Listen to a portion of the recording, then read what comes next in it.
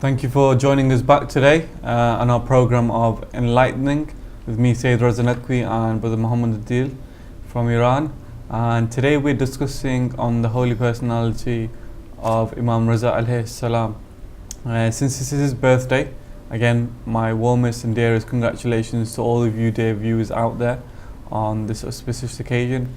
And hopefully we can learn something from this great individual who suffered tremendously in his life and was faced with various difficulties in various situations, but yet he took it upon himself to help out others and ease the difficulties of others. And it is this part of his life that we are focusing upon today, about how we can take fundamental steps and actions to ease the difficulties in others and help to develop that connection with the Ahlul Bayt, which can benefit us not in this life but in the hereafter as well, and up till the day of judgment when we are in Barzakh, as we don't know what action we may do which may ease those difficulties. So it's quite important that we are able to act upon this and help ease the difficulties in other people's lives, as who knows, maybe the Imam will help us and help our difficulties as well when we most need it and when there's no one else to help us. So carrying on from our discussion before the break, you were talking about the importance of easing the difficulties, because obviously, you know, we may be in Barzakh for 1,000 years, 2,000 years, as you were mentioning. So I mean, how important is it that, you know, we do carry out these activities where we are actively helping other people? I mean, how will it help us in Barzakh? You know, practically, I mean, can you give us an examples and how the Imam can help us when, you know, when we are in that state, when we are desperate, when we are needy, when there's no one else around? I mean, what can the Imam do to, you know, ease our pain and our difficulties? Just before the break, we were talking about the ayat يَوْمَ يَجْعَلُ الْوِلْدَانُ شِيبًا, when the vulnerable human beings, when they face them difficulties in Barzakh or on the Day of Judgment, even the young people, the babies, they say, the toddlers, they will grow old. Shiba basically means when someone is old, when they're in that age where they can't walk or they can't function properly. That's on the Day of Judgment. That's how difficult it is for us to carry out our the a'mal, the deeds that we carry from this world to the next world. There's a beautiful story where one of the great ulama of Iran was describing on the minbar, where he said that there was a person, he used to commit a lot of sins. Okay. He didn't care if he committed one sin or 100 sins. And back in the days where in the ancient times, what they used to do is whenever they used to collect groceries from the shops, when they used to go to the supermarkets, they used to always collect the shopping inside a paper bag. So it wasn't see-through, it wasn't transparent. The less fortunate people who didn't have a lot of money, they used to go to the butchers and they used to buy meat where it could suffice for a whole week with that little money. For example, they bought a leg of a chicken instead of the whole chicken, where other people who were fortunate to buy. But then the whole point here is that no one else saw what was inside the bag. Nowadays we see that there are transparent bags where just even before you open the bag, everyone knows what's inside it. At that time there was a law, there was a criteria, there was a fundamental principle where people, whatever they bought, no one knew that if I pass the streets, what I'm going to have in my bag, or if a rich person, he passed the streets, no one knew what he had, because at that time there were a lot of poor people. There were people where they didn't have food to even survive for a day or two or a week also. So what this person used to do is, he used to, at the end of every day, he used to go to the butchers and take the leftover meat and feed the animals who used to gather at night every night. They used to gather, and he used to take the leftover meat and feed them. We have to remember that this person used to sin a lot. He didn't care about sinning, but look, he used to go to the butchers, take the leftover meat and give to the animals. So the animals, they ate and they lived for another day. Later on, this person passed away, and he came in one of the area in where he used to live in one of his dreams. So the person who was sleeping, he saw that person in his dream, and he was in barzakh at that time, and he said that individual said to him that, look, I am in barzakh, but Allah subhanahu wa ta'ala has not punished me a lot. He said that I used to feed the animals. I used to feed the animals every night, so they live another day. And look what Allah subhanahu wa ta'ala did for me. He eased my difficulties on the day of in barzakh, basically, at that time. Yeah. But the whole point of this story was that He will ease your difficulties. He will ease my difficulties. Even if I help a mu'min, if I help a Muslim, even if I help the non-Muslims, and go to that extent where I help the animals who are non-human, Allah subhanahu wa ta'ala will also help me. Whatever I've done, let it be a smile, let it be feeding the orphans, let it be feeding the animals, let it be feeding your own family. We see that we have many traditions from the Ahlul Bayt where they were starving for 3 days.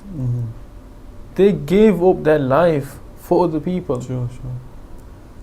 3 whole days without food. They were fasting also. Imam Ali alayhi salam and all his household, they were fasting for 3 days. And yet they didn't complain. They did everything for Allah subhanahu wa ta'ala. So when we do everything for Allah subhanahu wa ta'ala, Allah Himself will ease our difficulties. So I mean, what steps can we take practically to help, develop that link with Allah subhanahu wa ta'ala and to attain His pleasure, and and for Him to be happy with us, in a sense? Obviously we can never do enough to be in gratitude to Him, for how He's blessed us with this life. But I mean, what steps can we take to attain His happiness and His pleasure? What can we do? I mean, one of the things that Imam Ali ibn Musa alayhi salam explained to is one of these things that attains that pleasures from Allah subhanahu wa ta'ala, easing the difficulties of another person. The other things, like Imam Ali alayhi salam described, is that fulfill all your wajibat, all your compulsory acts, and stay away from the muharramat, and stay away from the haram acts, the unlawful acts, and then enjoin goodness between one another. These are the steps, and many others where we can say that it not only is it Sharia laws, but we can help other people with their other situations where everything that we do is clean. Every intention that we make is pure. We can help other people in their homework. We can help other people cross the road. We can help other people by giving them advice. That is also helping. That is also a good deed. When we look at the Ahlul Bayt, everything that they did, every tradition, every teaching of their life was to please Allah subhanahu wa ta'ala. So I mean, I've read a saying by Imam RAZA that says that the world is a prison for a mu'min and it's a paradise for an unbeliever. So I mean, from this very saying we can understand how the Imams were very selfless in the nature, that everything they did, nothing was for themselves, so that's why they never did it to attain their own happiness, but for the happiness of others and seek the happiness of Allah subhanahu wa ta'ala. So I think we can take example from that, can't we, in terms of you should put the needs of others before yourself. Definitely. That's what the Ahlul Bayt did. Imam Ali alayhi salam, when you study his life, he used to find every excuse to invite people to his house. Whenever he ate, he used to open the doors and see who's crossing the roads, who's crossing them alleys, so that he could take him and bring him to his house. He eats first and then he eats. We see that throughout the history of all the Aimmas, there was no meat on the table. There was no feast on the table. There was no 10 dishes on the table. There was no milk, there was no juice, there was no drink on the table. There was only water and there was only bread. That's why that's what they had their suhoor with. That's what they broke their fast with. That's what they had for Eid. That's what they had as a family. Sometimes we see people on TV, we see people that we go to as an invitation, we go to their houses or we go to a feast where there are 100 dishes there and no one knows where to start. We see, yes, this is nice, this is going to be nice, this is going to be nice, let's try everything. But the Ahlul Bayt did not. They only had one option, and that was food which contained bread. And that wasn't hard, soft bread that we find nowadays. Suki, yeah. It was very hard. Now, I recall an incident where Imam Ali alayhi salam, after the battle of Khaybar, when he lifted the gates of Khaybar, and then he went home, and the food was in front of him, and he couldn't break the bread piece. It was so hard he couldn't break it. People who were there with him, he said, you just lifted the gate of Khaybar with your fingers, you threw it all the way, but then you can't break the bread now? He said, no, that was the power of Allah subhanahu wa ta'ala. This is my power. He just wanted to show that I am nothing, basically. Whatever I've gained is from Allah subhanahu wa ta'ala. In the same sense, whatever we gain in this life, as opposed to people carrying on their careers, let it be in medicine, dentistry, optometry, engineering, anything that you gain in this life, you have to remember, you have to know that you did not gain that on your own. You did not gain that without the help of the Ahlul Bayt and without the help of Allah subhanahu wa ta'ala, because that is the ultimate help that we get from Him. Sure. We can't say we did this on our own, we did everything without the help.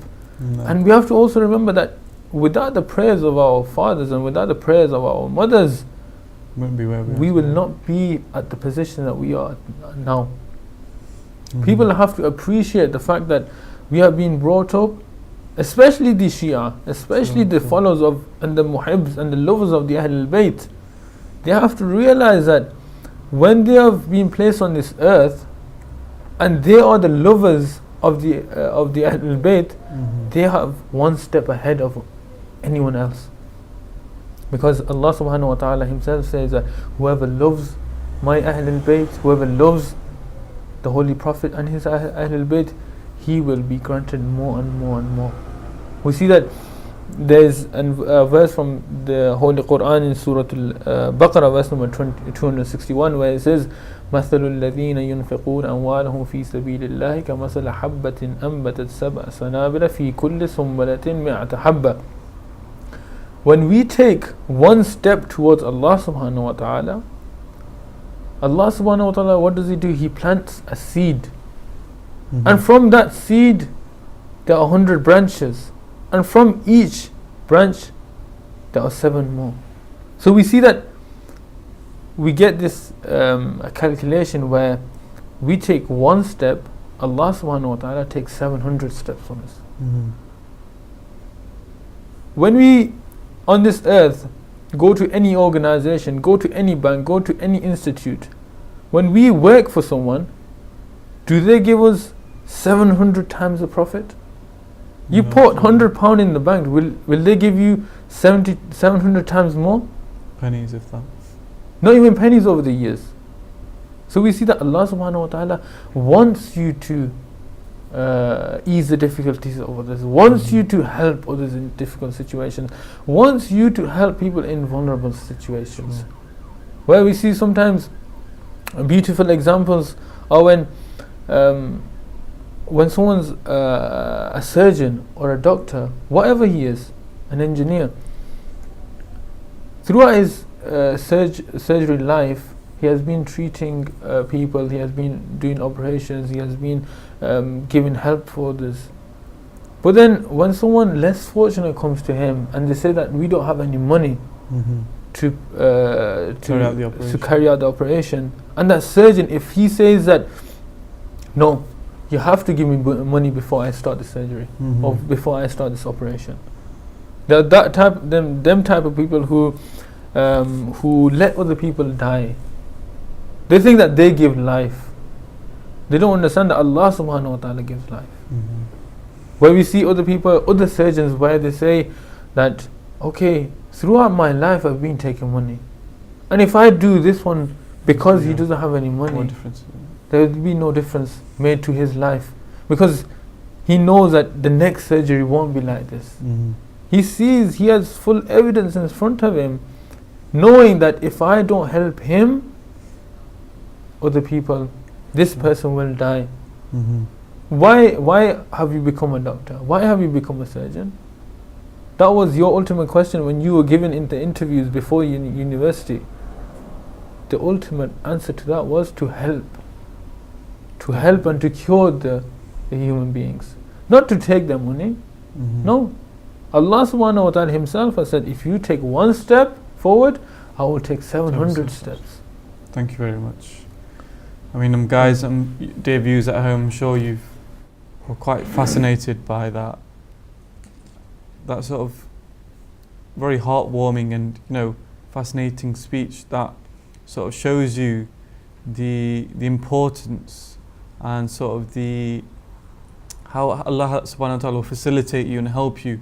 If you take one step towards him, he'll take 700 towards you. I mean, there's no words to quantify that really, into an average day sense, the magnanimous being that the Almighty subhanahu wa ta'ala is, and how blessed we are to be under his guidance and that of the Ahlul Bayt alayhimus salam. And hopefully you guys can take something from this today, because I sure definitely have, and you guys can help go out there and ease the difficulty of others, just as Imam RAZA alayhi salam spent his whole life devoting towards the cause of Allah subhanahu wa ta'ala and the holy household, and just being that true perfect human being.